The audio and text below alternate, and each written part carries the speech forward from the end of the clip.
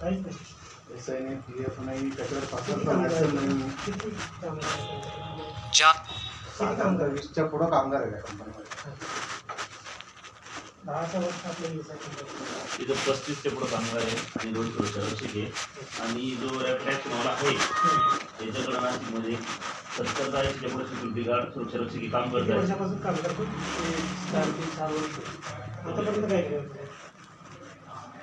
Actually मला म्हणजे वडील त्या हे होते त्याच्यामुळे आपण आणि हे विचारू नाही शकत ना वडील. कारण की कॉन्ट्रॅक्टर लोक काय करतात साहेब माहिती का, नाशिकमध्ये सर्रास चालू आहे.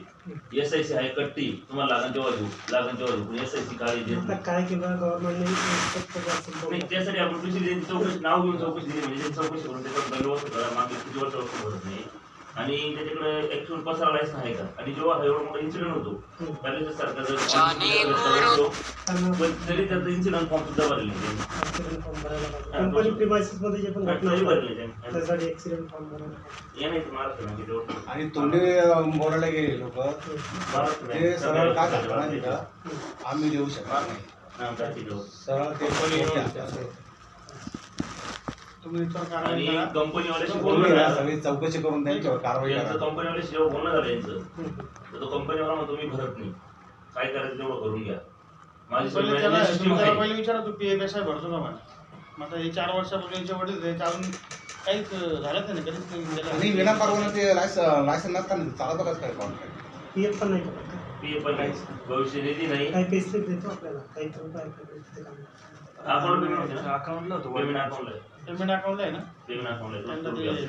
ते आय कार्ड आहे त्याचं, काहीतरी लागेल ना. Statement आय कार्ड द्यावं लागेल. आय कार्ड आहे ना, आय कार्ड आणि पेमेंट स्लिपची कॉपी द्या. पेमेंट स्लिप नाही देतो, अकाउंट बँक स्टेटमेंट देतो. आपण काहीतरी नावाने जमत असेल ना, काहीतरी नावाने असेल ना जमत. पेमेंट काय नावाने जमा होतं?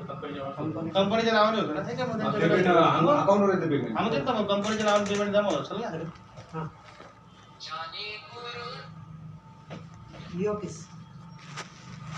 माझं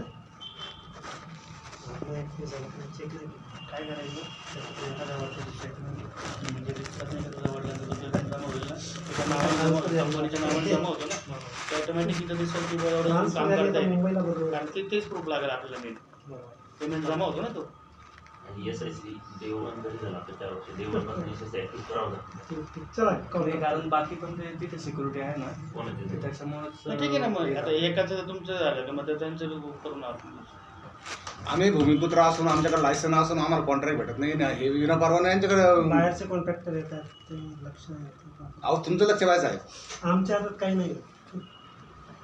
आलेली तक्रार कारवाई करणं काम आहे तुमचं, त्यासाठी आमच्या आता हेच म्हणणं आहे. आम्ही त्यांना म्हणू शकतो का तुम्हाला लायसन्स द्या म्हणून, तुम्हाला तुमचं आपण तुम्ही चौकशी तर नाही, करा. नाही, नाही, आता आता तक्रार केली याच्यावर चौकशी करायला तक्रार लावली. तुमच्याकडे दिली म्हणजे तुम्हाला करणार ना चौकशी. हे पण माझ्याकडून डायरेक्टली मी ऍक्शन नाही घेऊ शकत. मग कोणाकडे परमिशन घेणं पडतं. हा तुम्ही तुमच्या वरिष्ठ आता नागरिकांची तुमच्यापर्यंत काय बोलून करायचं ना ते करा. ठीक आहे. त्याच्यावर कारवाई करा, त्याला बोलून घ्या, त्याची चौकशी करा. तू खबर PFSI भरत नाही, काय भरत नाही, सगळं त्याची व्यवस्थित सगळ्या लोकांना तिथे विचारा आणि तुम्ही. कायदेशीर त्याच्यावर गुन्हा दाखल हां, करावा हां, लागेल.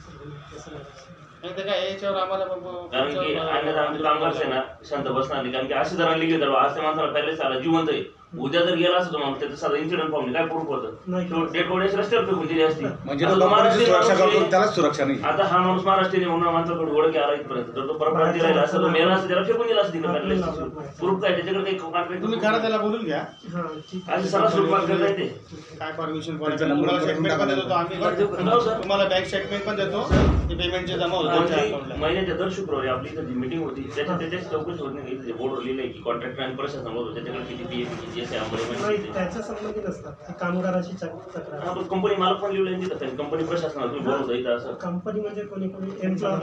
एम्प्लॉयर पण ते आता रॅपिड ऍक्शन फोर्स आहे ही एम्प्लॉयर म्हणून ही कधी आली नाही का इथं की एवढे लोक काम त्याच्यामध्ये करतात. ते नसते. आता रॅपिड ऍक्शन फोर्स त्याला काय प्रॉब्लेम आहे ते येऊन इथे सांगते. आपण आता त्याच्याकडे एसआय भरतो का नाही कारण की त्याची नोंद असं मग नाही. आपण तक्रार केली, मग त्याला बोलू कारण की तो असं 2 महिन्यात दिलं मी वाचतो की दर शुक्रवारी बोलवतो आपण मग हा कसं काय वाचतोय. बोलवत नाही, कामगारांची समस्या सोडली जाईल. सुविधा समज ठीक आहे पण याच्यावर लवकरात लवकर चौकशी करा कारण की माहिती का सर्रास त्याला बोलू घ्या, काम आता चौकशी करा, तुम्हाला स्टेटमेंट पण देतो आम्ही. ठीक आहे. हा त्याची एक झेरॉक्स आणि स्टेटमेंटची एक झेरॉक्स म्हणजे ठीक आहे सर. त्यांचा नंबर देऊ का दोघांचा? नाही नाही, त्यांना चौकशी देऊन टाका आम्हाला. ॲड्रेस नाही. कंपनीचं टाकलंय. कंपनीचं नाव टाकलं ॲड्रेस नाही ॲड्रेस पूर्ण ॲड्रेस टाका ना ॲड्रेस विदाउट ॲड्रेस नंबर असेल नंबर टाकून द्या माहिती त्याला बोलून घेते हां नंबर टाकून विदाउट ॲड्रेस कधी काय चौकशी होणार सांगा महेंद्रबाग डी लाईन मध्ये येते. त्यांचा नंबर मागे तरी टाकलं मागे टाका हां इथं टाका त्यांचा नंबर पहिले अमईवाल्याचा टाका दोघांचे टाका हां आम्हाला आणि मग नंतर याचा टाका. नंबर नाही टाकायचा कंपनीचं डी लाईन मध्ये आम्हाला तुम्हाला नोंद माहिती ना शेती कंपनी हे अजिंठा सेपरेट हॉटेलच्या शेजारी.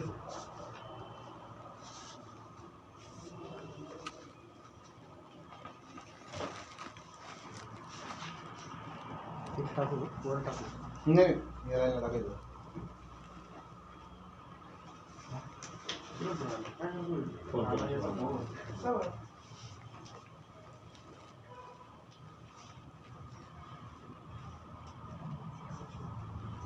काम करा एस आय सी बरं आहे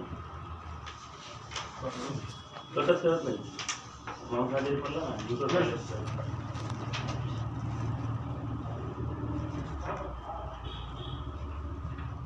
सर 15 दिवसात कळवा आम्हाला याच्यावर काय झालं आहे.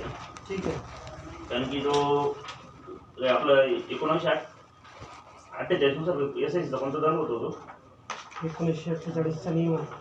त्याच्यानुसार काही दर नाही ना एवढ्या वर्षापासून भरलं नाही त्यांनी त्याला काही वस्तू आहे ना त्याची एस नाही ते बॅकडेटेड कव्हरेज हां तेच ना कारण की एवढ्या वर्षापासून ठेकेदार टाकायचा. चालू राहिला ठीक आहे त्याला सुटपर्यंत